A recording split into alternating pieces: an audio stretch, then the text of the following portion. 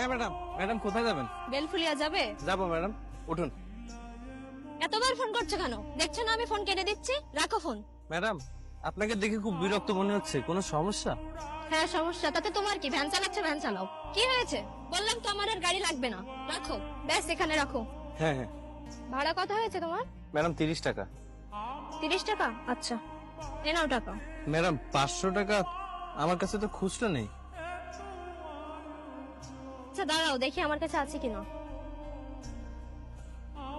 না, আমার কাছেও নাই। এই টাকাটা তুমি পুরো রেখে দাও, এই রোদের মধ্যে কষ্ট করে পৌঁছে দিলে। না না ম্যাডাম, কিভাবে সম্ভব?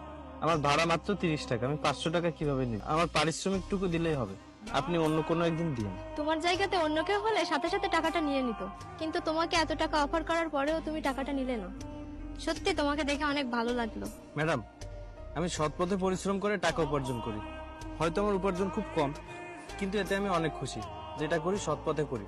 আর এই 500 টাকা উপার্জন করতে আমার 2 থেকে 3 দিন সময় লেগে যাবে। আসলে তুমি অনেক ব্যতিক্রম। তোমার সাথে কথা বলে অনেক ভালো লাগলো।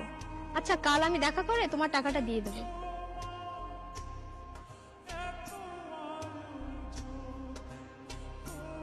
কি ব্যাপার, এটা কার পার্স?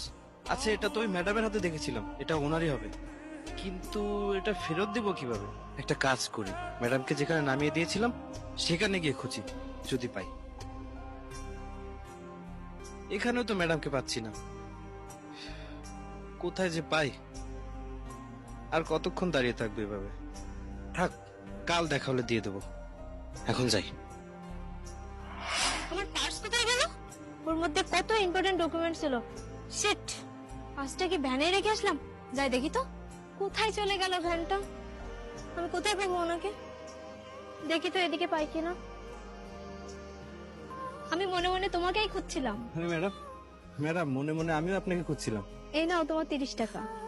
আচ্ছা শোনো না, কাল তোমার ভ্যান থেকে নামার পরে আমি আমার মানি পাসটা খুঁজে পাচ্ছি না। ওর মধ্যে কত ইম্পর্টেন্ট ডকুমেন্ট ছিল আমার, কি যে বিপদে পড়েছি। ম্যাডাম, কাল আপনি আপনার পার্সটা আমার ভ্যানে রেখে চলে গিয়েছিলেন। Thank you so much. আমি পরে দেখতে পেয়ে আপনাকে খুঁজতে গিয়েছিলাম, কিন্তু কোথাও খুঁজে পাইনি। তুমি যে আমার কি বড় উপকার করলে তুমি নিজেও জানো না। তোমার জায়গায় অন্য কেউ থাকলে পার্সের টাকাগুলো সব নিয়ে নিত, আর পার্সটাই ফেরত দিত না। তুমি যে আমার কত বড় উপকার করলে। তুমি এত ভালো মানুষ বলে আমি আমার পার্সটা ফিরে পেয়েছি। Thank you so much. আচ্ছা তোমার নাম কি? ম্যাডাম, আমার নাম দীপ্ত। আরে ম্যাডাম ম্যাডাম কি করছো? আমার নাম রানী। আজ থেকে আমাকে রানী বলেই ডাকবে, তাহলে আমার ভালো লাগবে। এনিওয়ে, তোমার সাথে কথা বলে অনেক ভালো লাগলো। আমরা কি ভালো বন্ধু হতে পারি? হ্যাঁ, তা হতে পারি। ফ্রেন্ডস?